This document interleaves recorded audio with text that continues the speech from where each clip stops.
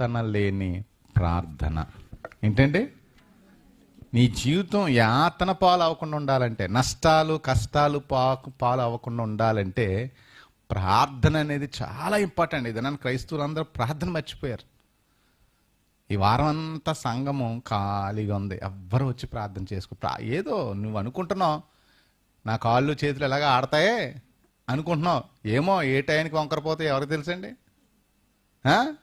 మీకు గత వారంలో మీకు తెలియజేశాను, ఏ దినమని ఏది సంభవించినో అది తెలీదు. ఆ తెలీదు కనుకనే చీమ ఏం చేస్తుంది, జాగ్రత్త పడుతుంది. నువ్వు ప్రార్థన చేయాలి. ప్రార్థన లేకపోతే నీ జీవితంలో యాతనే మిగులుతుంది. అసలు ప్రార్థన లేని క్రైస్తవ జీవితమే కాదు, పిశాచి జీవితం. నాకు తెలిసి యేసుప్రభు వారు ఎంత ప్రార్థన చేశారు.